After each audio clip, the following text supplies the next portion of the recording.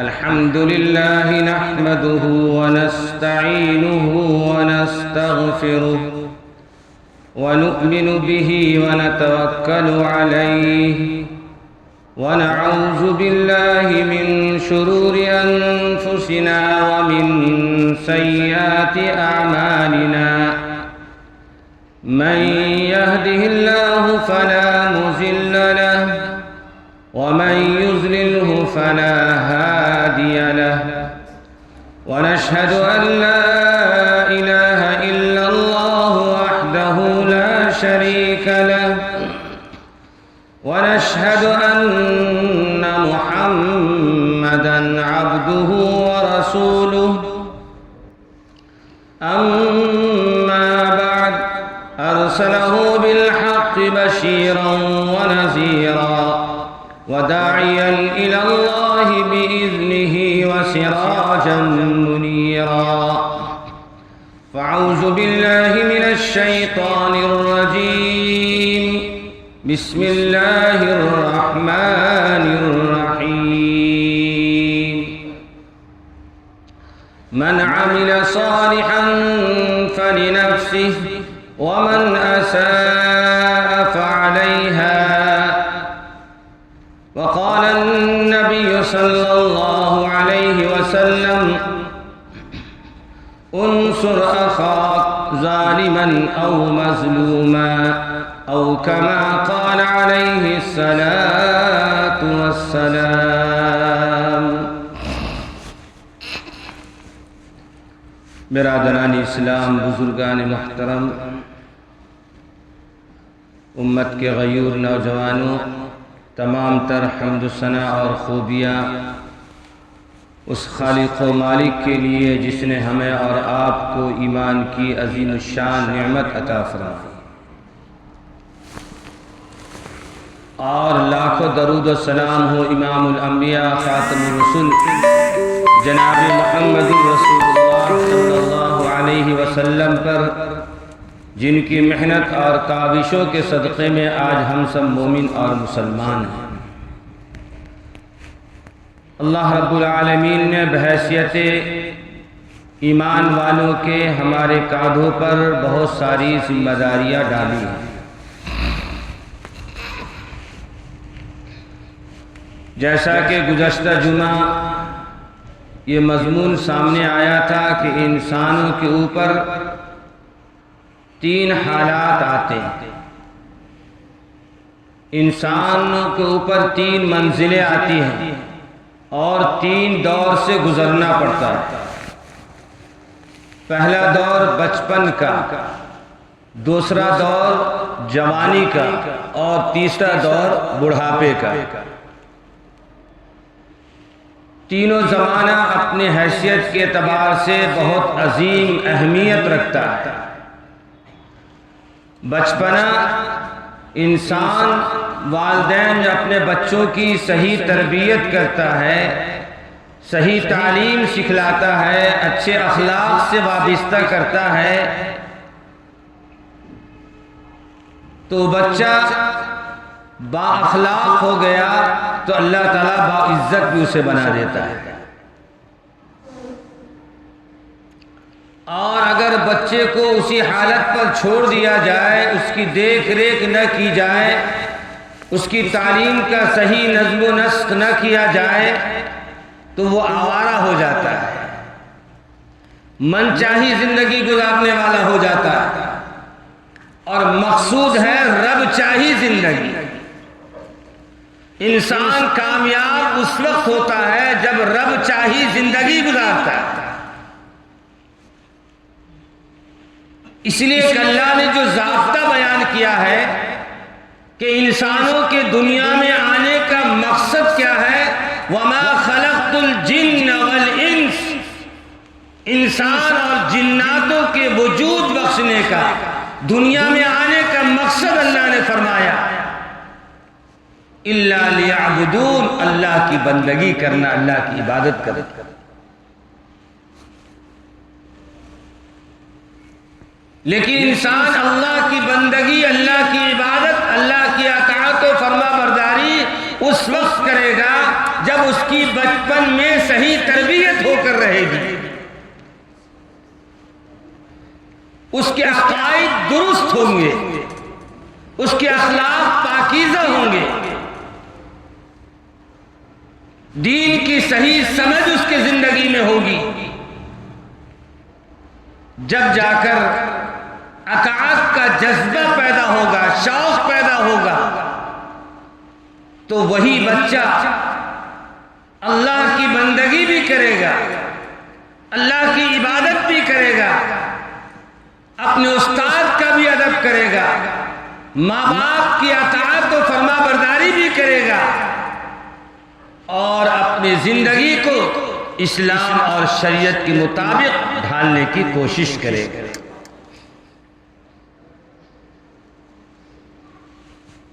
اور اس کے بعد جب جوانی کا موقع آیا تو جوانی کی جو تفصیلات آپ کے سامنے بیان کی گئی تھی، اگر اس دائرے میں رہ کر انسان نوجوان اپنی زندگی کو گزارتا ہے تو انشاءاللہ 100% کامیابی اس کا قدم چومے گی۔ لیکن اگر اس کو حالت پر چھوڑ دیا جائے اور شیطان جوانی کی عمروں میں مسلط رہتا ہے، وسوسہ ڈالنا، راہ راست سے ہٹانا، گناہوں کی طرف اس کو وسوسہ ڈال کر لے جانے کی کوشش کرنا، ہر ممکن کوشش کرتا ہے، تو نوجوانوں کو چاہیے کہ اس عمر میں اپنے وقت کی قدر کرے، اپنی صحت کی قدر کرے، اور اپنی زندگی کا ایک منصوبہ بنائے، اپنی زندگی کا ایک اصول بنائے کہ ہماری زندگی، ہماری صحت، ہماری توانائی، ہمارا علم کہیں غیر طریقے سے نہ استعمال ہو جائے، ہماری صحت، ہمارا علم، ہماری سوچ، ہماری فکریں اگر غیر مہذب طریقے سے گزر جائے گی تو اللہ کے قابل گرفت ہو جائیں گے، قابل پکڑ ہو جائیں گے۔ اور اگر ہماری زندگیوں کے اندر ہماری صحت، ہماری سوچ، ہماری فکریں، ہمارا چلنا، ہمارا پھرنا سب دین کے مطابق ہو، اللہ کی اطاعت کے مطابق ہو، جناب رسول اللہ صلی اللہ علیہ وسلم کی شریعت کے مطابق ہو، تو انشاءاللہ ثم انشاءاللہ اللہ دنیا میں بھی عزت عطا فرمائیں گے اور آخرت میں بھی عزت عطا فرمائیں گے۔ انصر اخاک ظالما او مظلوما۔ جوانی کا جو زمانہ ہوتا ہے، اگر نوجوان تھوڑا احتیاط نہ کرے تو سامنے والے پر ظلم کر بیٹھتا ہے۔ اللہ کے نبی جناب رسول اللہ صلی اللہ علیہ وسلم نے جب یہ حدیث آپ نے ارشاد فرمائی تو ایک صحابی رسول نے پوچھا اللہ کے نبی صلی اللہ علیہ وسلم انصر اخاک ظالما او مظلوما، آپ نے ارشاد فرمایا کہ اپنے بھائی کی مدد کرو چاہے وہ ظالم ہو یا مظلوم ہو۔ یہ بات سمجھ میں نہیں آئی؟ اللہ کے نبی مظلوم کی مدد تو سمجھ میں آ رہی ہے، کوئی مظلوم ہے، ظلم کیا جا رہا ہے اس پر، اس کو ستایا جا رہا ہے، مارا جا رہا ہے، پیٹا جا رہا ہے، یہ سمجھ میں آ رہا ہے کہ بیچارے مظلوم کی مدد کی جائے، اس کو بچایا جائے۔ لیکن ظالم کی مدد کا کیا مطلب ہے، سمجھ میں نہیں آیا؟ تو سنیے اللہ کے نبی صلی اللہ علیہ وسلم کا جواب۔ اللہ کے نبی جناب رسول اللہ صلی اللہ علیہ وسلم نے فرمایا ظالم کی مدد یہ ہے اس کو ظلم سے روک دو۔ کیا فرمایا؟ اس کو ظلم سے روک دو۔ اگر تمہاری نظر کے سامنے کوئی ظلم کر رہا ہے، تمہاری ذمہ داری ہے اپنے اس بھائی کی مدد کرو، یعنی اس کو ظلم کرنے سے روک دو، یہ اس بھائی کی مدد ہے۔ اس لیے کہ جو ظالم ہوتا ہے اللہ کے قابل گرفت ہوتا ہے، اللہ کے اس کے لیے سزا متعین ہوتی ہے، تو گویا کہ اللہ کی طرف سے سزا ملنے کے مستحق بننے والا تھا، تم نے اس کو ظلم سے روک دیا تو اس سے بھی وہ بچ گئے۔ انصر اخاک ظالما او مظلوما۔ تو انسانوں کے اندر اور انسانوں کی زندگی، انسان جو دور سے گزرتا ہے اس پہ پہلا دور جوانی ہوتی ہے، بچپنا ہوتا ہے، پھر جوانی ہوتی ہے، پھر بڑھاپا ہوتا ہے، اور اس سے ذرا اور آپ پیچھے جائیں، انسان اپنے اگر وجود کو سوچ لے، اپنی حیثیت کو سمجھ لے کہ اللہ تعالیٰ نے ہمارے اوپر کتنا بڑا احسان کیا۔ ایک زمانہ وہ تھا کہ ہم ماں کی گود میں تھے، تاریکی میں تھے، اندھیرے میں تھے، کچھ نظر نہیں آ رہا تھا، لیکن میرا خالق اور مالک میرا نقشہ اس اندھیری کے اندر تیار کر رہا ہے۔ انسان کا وہ زمانہ جو ماں کے پیٹ میں رہتا ہے، انسان کا اللہ تعالیٰ وجود بناتا ہے، انسانوں کے وجود کو بنا دیا، اس میں انسان کا کچھ بھی دخل نہیں ہے۔ اللہ چاہے تو گورا بنا دے، اللہ چاہے تو کالا بنا دے، اللہ چاہے تو بینا بنا دے، اللہ چاہے تو نابینا بنا دے، اس میں نہ ماں باپ کا دخل ہے نہ خود اس کی ذات کا دخل ہے، یہ پورا اختیار اللہ کا، پورا اختیار اللہ کا۔ اب اس کے بعد دوسرا دور آتا ہے کہ انسان دنیا کی گود میں آ گیا۔ کس کے گود میں آ گیا؟ دنیا کی گود میں آیا، دنیا کے ماحول میں آیا۔ اب دنیا کے ماحول میں آنے کے بعد اللہ تعالیٰ انسانوں کو کچھ اختیار دیتے، اللہ تعالیٰ انسانوں کو کچھ اختیار دیتے ہیں، پورا اختیار نہیں دیتے ہیں، پورا اختیار نہیں دیتے، تھوڑا اختیار دیتے ہیں۔ کیا اختیار دیتے ہیں؟ اللہ تعالیٰ نے فرمایا کہ نیک عمل کرو۔ کیا فرمایا؟ یا ایھا الذین آمنوا اتقوا اللہ وکونوا مع الصادقین، اے ایمان والو اللہ سے ڈرو اور سچے لوگوں کی صحبت اختیار کرو، سچ بولو۔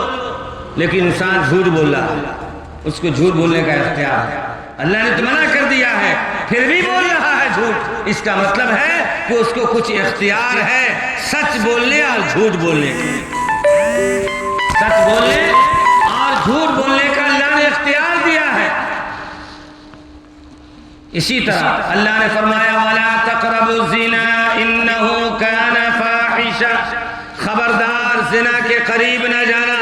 زنا کرنا تو دور کی بات ہے، اللہ نے فرمایا جس عمل سے زنا تک پہنچ سکتے ہو وہ عمل بھی نہیں کرنا، یعنی زنا کے قریب بھی نہیں جانا۔ لیکن ہم دنیا میں دیکھتے کہ زنا انسان کر رہا ہے، معصیت میں، گناہ میں مبتلا ہے، کیوں؟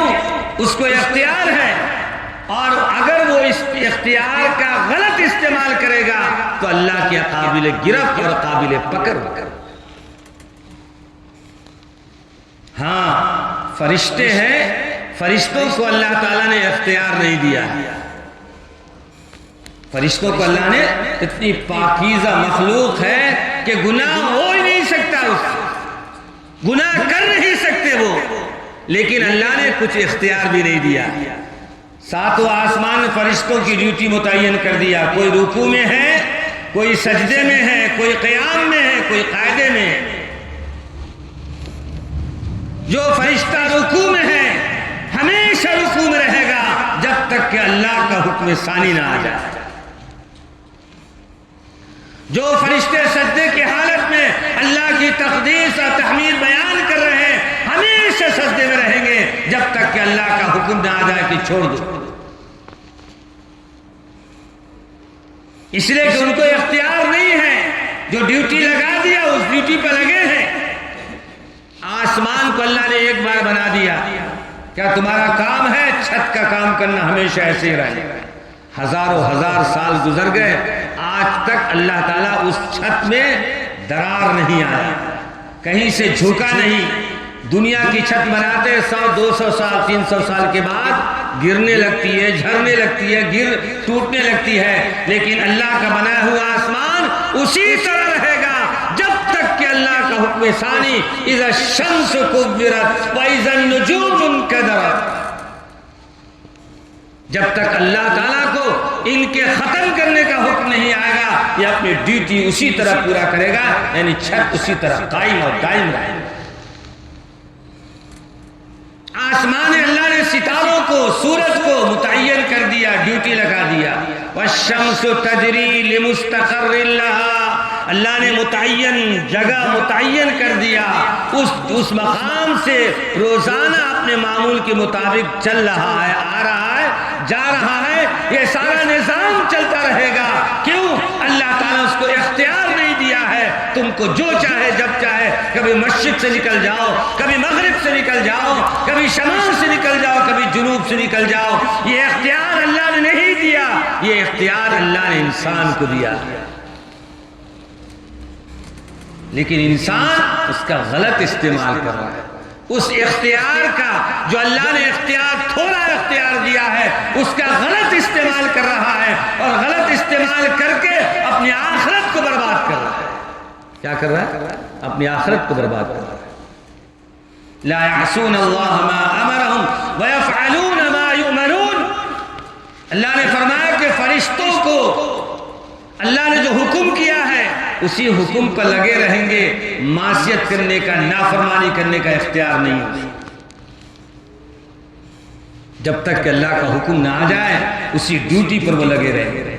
چاند، سورج، ستارے سارے اپنے کام کاج کر رہے ہیں، اگر اللہ نے اختیار دیا ہے وہ انسان کو اختیار دیا۔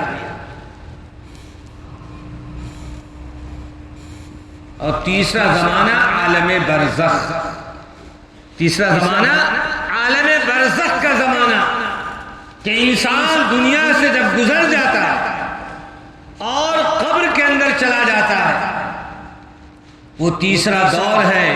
ایک اندھیری ماں کی پیٹ کی تھی اور دنیا میں آئے، اللہ نے اجالا روشنی میں بھیج دیا۔ کیوں بھیجیا؟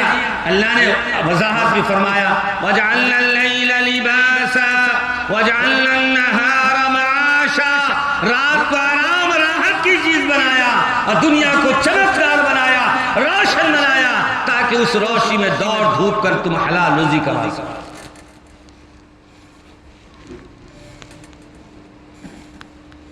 اب دونوں طریقے اللہ نے دیا، اچھائی کر کے گئے تب بھی موت کی جانا ہے، قبر میں جانا ہے، برائی کر کے گئے تب بھی قبر میں جانا ہے، اس سے چھٹکارا نہیں ہے، اس سے چھٹکارا نہیں ہے۔ اب قبر میں چلے گئے تو قبر میں جانے کے بعد قیامت کے اٹھنے دن کا تک کا جو زمانہ اور دور ہے اس کو عالم برزخ کہا جاتا ہے۔ وہاں کیا ہوگا سب کو معلوم ہے، بیانات سنتے رہتے ہیں آپ کہ جیسا کرو ویسا پاؤ گے۔ من عمل صالحا فلنفسی، اگر دنیا میں رہ کر اچھائی کیا، نیک عمل کیا، غریبوں کی مدد کیا، بڑوں کا ادب و احترام کیا، اخلاق کی زندگی گزاری اور اطاعت والی زندگی گزاری، اللہ کی بندگی والی زندگی گزاری، اللہ کے ذات و صفات میں کسی غیر کی شرکت نہیں کیا، صرف اللہ وحدہ لا شریک کی عبادت کیا اور اللہ کی بندگی کیا، تو قبر میں آرام اور راحت میسر ہوگا۔ من عمل صالحا فلنفسی، اور اگر دنیا میں من چاہی زندگی گزاری، اللہ کو بھی مان کر چلتے رہے، غیر اللہ سے بھی مانگتے رہے، اللہ سے بھی مانگتے رہے، غیر اللہ سے بھی مانگتے رہے، حلال و حرام کی تمیز ہٹا دیا، ظلم والی زندگی گزاری، نافرمانی والی زندگی گزاری، معصیت والی زندگی گزاری، بڑوں کا ادب نہیں کیا، چھوٹوں پر شفقت نہیں کیا۔ اللہ کے نبی فرماتے ہیں من لم یرحم صغیرنا ولم یعقر کبیرنا، جو اپنے بڑوں کا ادب نہ کرے اور اپنے چھوٹوں کو شفقت کرے فلیس منا، وہ ہم میں سے نہیں۔ آج ہمارے ماں باپ کیا اپنے بچوں کو طریقہ سکھلاتے ہیں؟ اگر نہیں سکھلاتے تو سکھانا چاہیے، اس سے کہ اللہ کے نبی کی وعید، اللہ کے نبی نے فرمایا جو اپنے بڑوں کا ادب نہ کرے۔ آج ہمارے بچے گلیوں میں یہاں وہاں بیٹھے رہتے ہیں، عمر رسیدہ لوگ، منصب والے لوگ، حیثیت والے لوگ گزرتے ہیں، ان کو سلام نہیں کرتے، ادب نہیں کرتے ہیں، احترام نہیں کرتے ہیں، اپنے میں مگن ہے۔ کیوں؟ من چاہی زندگی ان کے اندر ہے، رب چاہی زندگی نہیں ہے۔ حالانکہ اللہ کے نبی صلی اللہ علیہ وسلم فرمایا کہ جو جس کا مقام ہے اس کو وہ مقام عطا کرو، جو جس منصب ہے، جس منصب پر فائز ہے، جس عہدے پر فائز ہے، جس مقام پر ہے، اس کو وہ مقام کی عزت اسے عطا کرو۔ تمہارا امیر ہے تو امیر کی اطاعت کرو، امیر کی فرما برداری کرو۔ ایک واقعہ، حضرت سفیان بعد میں ایمان لے آئے، مکے کے سردار ہیں، احد ہو بدر ہو جنگ کے محاذ پر اللہ کے رسول صلی اللہ علیہ وسلم اور صحابہ کرام کے خلاف تیر و تلوار لے کر کھڑے ہوئے ہیں، ہر مقام پر دشمن اسلام بن کر کھڑے ہوئے ہیں۔ لیکن جب مکہ فتح ہوا، اللہ کے نبی جناب رسول اللہ صلی اللہ علیہ وسلم تشریف لائے تو آپ نے دیکھا کہ ابو سفیان مکے کا سردار ہے۔ کیا دیکھا آپ نے؟ آپ نے یہ نہ دیکھا کہ ابو سفیان نے ہر مقام پر ہماری دشمنی کے محاذ پر کھڑا ہوا تھا۔ اللہ کے نبی صلی اللہ علیہ وسلم نے فیصلہ کیا ابو سفیان مکے کا سردار ہے، اس کو عزت دی جائے، اس کو عزت دی جائے۔ اللہ کے نبی نے فرمایا جو شخص ابو سفیان کے گھر میں داخل ہو گیا اس کو امان مل جائے۔ اتنی بڑی عزت عطا فرما دیا۔ جو اسلام کا دشمن ہے، کٹر پنتھی ہے، اللہ کے نبی نے فرما دیا جو ابو سفیان کے گھر میں داخل ہو گیا اس کے ساتھ قتل و قتال نہیں کیا جائے گا، مار پیٹ نہیں کی جائے گی، اس کو امان دیا جائے گا، اس کو عزت دی جائے گی۔ ابو سفیان ایمان قبول کر لی، ایمان میں آ گیا، اتنی بڑی عزت عطا فرما دیا۔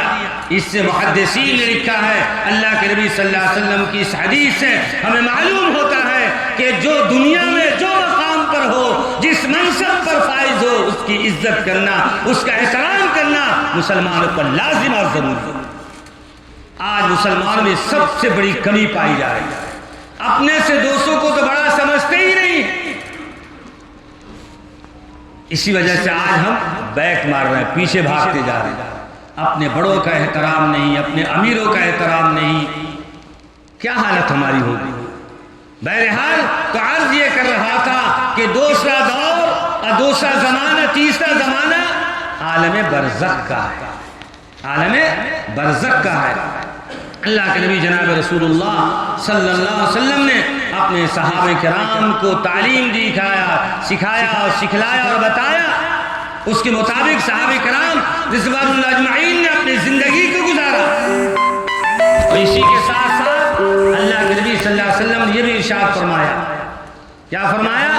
اللہ کے نبی صلی اللہ علیہ وسلم ایک موقع پر ایک بچہ حضور پاک صلی اللہ علیہ وسلم کی خدمت میں آیا، نوجوان لڑکا آیا اور یہ کہا کہ اللہ کے نبی صلی اللہ علیہ وسلم ہم کماتے رہے، زندگی بھر محنت کرتے رہے اور جو کچھ کمایا محنت کیا وہ مال لا کر باپ کے پاس جمع کرتے رہے، اب جا کر پوچھتا وہ باپ کہتے کچھ بھی نہیں ہے۔ یہ مقدمہ بیٹے نے باپ کی طرف سے حضور پاک صلی اللہ علیہ وسلم کے ساتھ پیش کیا سامنے۔ اللہ کے نبی صلی اللہ علیہ وسلم فرمایا جاؤ بلا کر لاؤ۔ بیچارہ بوڑھا باپ ڈرتا ہوا آیا، کیا جواب ہوگا؟ دو زانو ہو کر، حدیث میں آتا ہے دو زانو ہو کر عاجزی اور انکساری کے ساتھ اللہ کے نبی صلی اللہ علیہ وسلم کے سامنے بیٹھ گیا۔ اللہ کے نبی نے پوچھا، تفصیل پوچھا، کیا ماجرا ہے؟ یہ تیرا بیٹا ہے؟ کہا ہاں۔ اس نے کما کر تیرے پاس مال جمع کیا رکھا ہے؟ کہا ہے۔ اللہ کے نبی مال لا کر دیا، لیکن وہ مال استعمال ہو گیا، ضروریات میں خرچ ہو گیا، روزمرہ کی ضروریات میں استعمال ہوتے گئے، خرچ ہوتا گیا، کچھ بھی نہیں میرے پاس۔ اللہ کے نبی صلی اللہ علیہ وسلم نے ایک جملہ ارشاد فرمایا، وہ سارے نوجوانوں سے غور کا طلب ہے کہ نوجوان جو اپنے ماں باپ کے ساتھ ستیلا پن کا معاملہ کرتے ہیں، خاص طور سے شادیوں کے بعد کہتے سمجھتے کہ ماں باپ کو ایک چھوٹی سی رقم دے دو ان کی زندگی گزارنے کے لیے اور اپنے میاں بیوی عیش و عشرت میں گزارو، ان کے لیے عبرتناک ہے واقعہ۔ اللہ کے نبی صلی اللہ علیہ وسلم نے جملہ ارشاد فرمایا، انت ومالک لابیک، تین جملے اللہ کے نبی نے فرمایا، انت، تو، تیرا مال سب تیرے ماں باپ کا ہے۔ کیا فرمایا؟ انت ومالک لابیک، تو اور تیرا مال سب تیرے ماں باپ کا ہے، تیرا کچھ بھی نہیں ہے، تیرا کچھ بھی نہیں ہے۔ میرے دوست بزرگوں، آج کا نوجوان یہ سمجھتا ہے کہ ہم تو محنت کرتے ہیں، کوشش کرتے ہیں۔ ایک بات اور بھی ہے، ماں باپ کی بھی بہت بڑی کمی ہے۔ کمی کیا ہے؟ بچہ نوجوان کمانے لگا تو آپ سوچتے ہیں کہ بچے کو اگر کچھ ڈانٹ پیٹ کریں گے اور وصولی حساب سے زندگی گزارنے کو کہیں گے تو جو کچھ بچہ خرچ دے رہا ہے وہ بھی روک دے گا، وہ بھی رک جائے گا۔ لیکن یہ سارے بچے ایسے نہیں کرتے ہیں، سارے ماں باپ کی اولاد ایسے نہیں کرتے ہیں۔ 50% آج بھی الحمدللہ بچے ایسے ہیں جو ماں باپ کی اطاعت کرتے ہیں، جو کچھ کمایا ماں باپ کے پاس لا کر رکھ دیا۔ آپ کو اختیار ہے، آپ جو چاہیں جہاں چاہیں آپ کو استعمال کرنے کا اختیار ہے۔ آج کی اولاد ماں باپ کو آرڈر کرتی ہے، یہ پیسہ اس میں استعمال کیجئے، یہ پیسہ اس میں استعمال کیجئے۔ پھر آپ کی وہ سرپرست کہاں رہے؟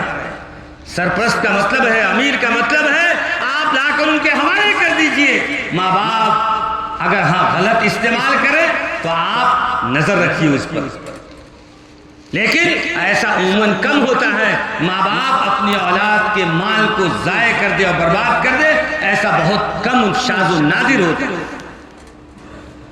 میرے دوستو اور بزرگوں، اس لیے نوجوانوں سے خاص طور سے گزارش ہے، 2-3 باتوں کی خاص گزارش ہے۔ ایک تو اپنی جوانی کا صحیح استعمال کیجئے، اللہ نے صحت و تندرستی دیا ہے، نماز میں استعمال کیجئے، غریبوں کی مدد میں استعمال کیجئے۔ اللہ تعالیٰ نے صحت و تندرستی دیا ہے تو اس کا استعمال کیجئے، اس لیے کہ جوانی کا ایک سجدہ 70 بڑھاپوں کے 70 سجدوں پر بھی بھاری ہے۔ جب جوانی کی عمر سے ٹل جائیں گے تو بڑھاپا آئے گا تو آپ ترسیں گے کہ ہم قیام کریں کھڑے ہو کر کے، اس لیے کہ فرض نماز میں قیام فرض ہے۔ آپ ترسیں گے کہ ہمیں قیام کرنے ہیں، آپ کو قیام کرنے کی طاقت نہیں رہے گی، آپ کیا کریں؟ وہ دور تو چلا گیا، وہ زمانہ صحت کا چلا گیا، اس لیے صحت کے زمانے میں وقت کی اور صحت کی قدر کر لینا چاہیے۔ اور دوسری چیز ہے، ہم اپنے معاشرے میں، جس معاشرے میں رہتے ہیں، جس ماحول میں رہتے ہیں، جس تنظیم کے ساتھ رہتے ہیں، جس سوسائٹی میں رہتے ہیں، ہمارا جو امیر ہے اللہ نے اسے جو مقام دیا ہے اس کو وہ عزت دینا، وہ مقام دینا۔ اللہ کے نبی صلی اللہ علیہ وسلم نے جیسے ابو سفیان کو مکے کا سردار سمجھ کر حالت کفر میں ہے، لیکن اللہ کے نبی نے اعلان فرما دیا ابو سفیان کے گھر میں جو داخل ہو گیا اس کو امان ہو جائے۔ تو جس کا جو منصب ہے اس کو وہ عزت دینا، بڑوں کا ادب کرنا اور چھوٹوں پر شفقت کرنا۔ من لم یرحم صغیرنا ولم یعقر کبیرنا فلیس منا۔ اللہ کے نبی نے فرمایا جو چھوٹا اپنے بڑوں کا ادب نہ کرے، جو بڑا اپنے چھوٹوں پر شفقت نہ کرے، وہ ہم میں سے نہیں۔ اتنی سخت وعیدیں ہیں، اس لیے ہم اپنے بچوں کو سکھلائیں کہ بیٹا جب گھر سے باہر نکلتے ہو جو بھی تم سے بڑا مل جائے اس کی عزت کرنا، ادب سے بات کرنا، سلام کرنا، یہ اخلاق، یہ طریقہ ان کو سکھانا۔ اور جب بچے کے اندر یہ صفت آ جائے گی تو بڑے خود بخود کہیں با سلیقہ بچہ ہے، با ادب بچہ ہے، اخلاق والا بچہ ہے۔ بڑے بھی اگر چھوٹا بچہ کبھی سلام نہ کر سکا تو اس کے ادب احترام کو دیکھ کر بڑا بھی چھوٹوں کو سلام کرے۔ اور حدیث میں ایسا ہی آتا ہے اگر چھوٹا بڑوں کو سلام نہ کرے تو ایسا نہیں کہ بڑا چھوٹوں کو سلام نہیں کرے گا، اس کو سلام کرتا تاکہ اسے نصیحت ملے، اس کو نصیحت ملے، اسے سبق ملے۔ تو چھوٹا حق یہ ہے کہ چھوٹا بڑوں کو سلام کرے، لیکن اگر چھوٹا سلام نہیں کر رہا ہے تو بڑا چھوٹے کو سلام کرے۔ اور تیسری چیز یہ ہے اپنے ماں باپ کی قدر کرنا۔ عمر رسیدہ لوگ جو ہیں ان کو چاہیے کہ اللہ کے نبی صلی اللہ علیہ وسلم نے فرمایا کہ 2 چیزیں عمر رسیدہ لوگوں کے اندر آ جاتی ہیں۔ حدیث میں بخاری شریف کی حدیث ہے، اللہ کے نبی صلی اللہ علیہ وسلم نے فرمایا 2 چیزیں بڑھاپے لوگوں میں آ جاتی ہے۔ ایک مال کی محبت۔ کس کی محبت؟ مال کی محبت۔ ایک دم الٹی بات ہے، اب جانے کا وقت ہے، تیاری کا وقت ہے تو اب مال کی محبت پیدا ہو رہی ہے۔ اپنی زندگی تو گزر گئی، اب بیٹے کا بھی ہو جائے، پوتے کا بھی ہو جائے، نواسے کا بھی ہو جائے، چاہے دنیا جہنم میں چلی جائے، اس کی کوئی فکر نہیں۔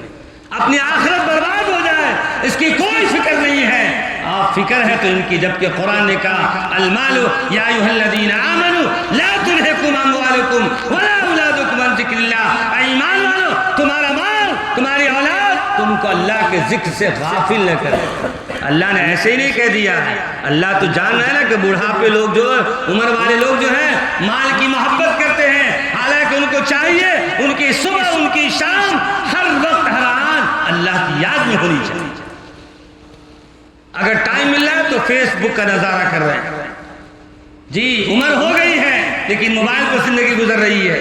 یہ نہیں کہ سبحان اللہ پڑھے، الحمدللہ پڑھے، استغفار پڑھے، یہ معمولات بنائیے، کم از کم 100 بار درود شریف، 100 بار استغفار اور حمد و ثنا، اللہ کی تعریف و تقدیس کے جملے کثرت کے ساتھ تسبیح پڑھیے، جس پر اللہ کے نبی جناب رسول اللہ صلی اللہ علیہ وسلم فرمایا اس سے اللہ کا قرب ملے گا، اللہ کی نزدیکی ملے گی، اور عبادات میں جدت پیدا ہوگی، عبادات کا جذبہ اور شوق پیدا ہوگا، گناہ سے معصیت سے رکنے کا شوق پیدا ہوگا۔ تو ذکر تو ہماری زندگی میں ہے ہی نہیں۔ اور دوسری چیز اللہ کے نبی نے فرمایا دنیا سے محبت۔ کیا ہے؟ دنیا سے محبت، دنیا میں مکان ہو جائے، تجارت ہو جائے، کاروبار ہو جائے، اللہ کے نبی نے فرمایا یہ دو چیزیں ان سے ہٹتی نہیں ہیں، ان دو چیزوں پر ان کی توجہ ہو جاتی ہے۔